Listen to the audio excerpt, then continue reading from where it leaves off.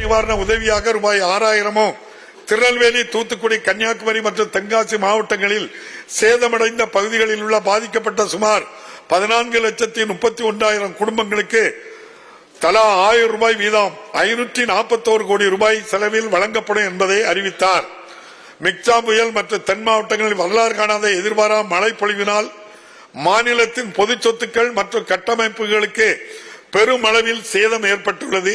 எனவே தற்காலிக மற்றும் நிரந்தர மறுசீரமைப்பு பணிகளுக்காக தென் மாவட்டங்களுக்கு 18,244 கோடி ரூபாயும், சென்னை மற்றும் அதனை சுற்றியுள்ள பகுதிகளுக்கு 19,692 கோடி ரூபாயும் நிதி தேவைப்படுகிறது. இப்பேரழிவின் பாதிப்புகள் குறித்து ஒன்றிய அரசிடம் வழங்கப்பட்ட 2 விரிவான அறிக்கைகளின் அடிப்படையிலும் ஒன்றிய அரசு அலுவலர் குழுவின் நேரடி ஆய்வின் அடிப்படையிலும் தேசிய பேரிடர் நிவாரண நிதியில் இருந்து உடனடியாக ஒன்றிய நிதி வழங்கும் என்று நம்புகிறோம். இயற்கை பேரிடர்களை திறம்பட கையாண்ட இந்த அரசிற்கு எனது மனமார்ந்த பாராட்டுகளை தெரிவித்துக் கொள்கிறேன். எதிர்வரும் மாதங்களில் நமது மாநிலம் அதன் பொருளாதாரமும் இந்த பாதிப்புகளில் இருந்து வலிமையுடன் மீண்டலும் என்று உறுதியாக நம்புகிறேன். இயற்கை பேரிடர்களால் ஏற்பட்ட பெரும் நிதி சுமை நிலவும் நிலையில் சரக்கு மற்றும் சேவை வரி நடைமுறைப்படுத்தப்பட்டதை தொடர்ந்து மாநிலங்களின் நிதி ஆதாரங்களை திரட்டும் திறனும் வெகுவாக பாதிக்கப்பட்டுள்ளது. மாநிலங்கள் தங்களது வரி விதிக்கும் அதிகாரங்களை விட்டுக் கொடுக்க ஒப்புக்கொண்ட போது சரக்கு மற்றும் சேவை வரி முறையின் முந்தைய காலத்திற்கு இணையான வருவாய் எட்டப்படும் வரை மாநிலங்களுக்கு போதுமான இழப்பீடு வழங்கப்படும் என்று நியாயமான எதிர்பார்ப்பு இருந்தது. ஆனால் ஒன்றிய அரசு 30/6/2022 அன்று சரக்கு மற்றும் சேவை வரி இழப்பீட்டு முறையை நிறுத்தியதின் விளைவாக ஒவ்வொரு ஆண்டும் அரசுக்கு ஏறத்தாழ 20,000 கோடி ரூபாய் பற்றாக்குறை ஏற்பட்டுள்ளது. எனவே இந்த சரக்கு மற்றும் சேவை வரி இழப்பீட்டு முறையை ஒன்றிய அரசு தொடர்ந்திட வேண்டும் என்று வலியுறுத்தப்பட்டுள்ளது. இந்நிதி நெருக்கடிக்கு இடையே சென்னை மெட்ரோ ரயில் 2ஆம் கட்ட திட்ட பணிகளுக்கு தனது பங்களிப்பை வழங்குவதாக உறுதியளித்திருந்த ஒன்றிய அரசு தனது வாக்குறுதியை நிறைவேற்றவில்லை. இத்திட்டத்தில் ஒன்றிய அரசும் நமது அரசும்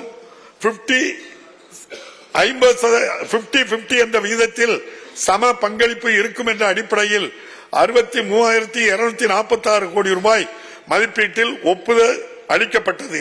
இத்திட்டம் 21-22 ஆண்டின் ஒன்றிய வரவு செலவு திட்ட உரையில் ஒன்றிய நிதியமைச்சரால் அறிவிக்கப்பட்டு மாண்புமிகு ஒன்றிய உள்துறை அமைச்சரால் தொடங்கி வைக்கப்பட்டது.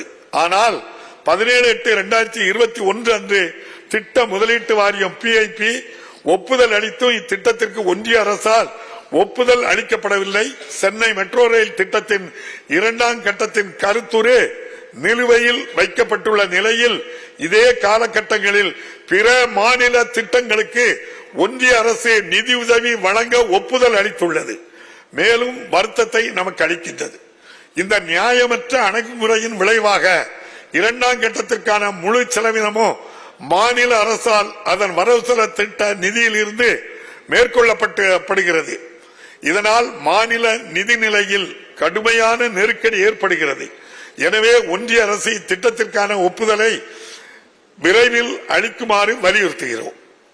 இத்தகைய சவால்களுக்கு இடையேயும் மக்களின் குறைகளை உடனுக்குடன் களைந்திடும் திறன்மிகு நிர்வாகத்தை வழங்கிட இந்த அரசு உறுதியாக உள்ளது. முதல்வரின் முகவரி என்ற துறையின் கீழ் இதுவரை மொத்தம் 20,31,000 மனுக்கள் பெறப்பட்டு தகுதிகளின் அடிப்படையில் 19,60,000. செய்திகளை உடனுக்குடனும் துல்லியமாகவும் தெரிந்து கொள்ள சப்ஸ்கிரைப் பண்ணுங்க.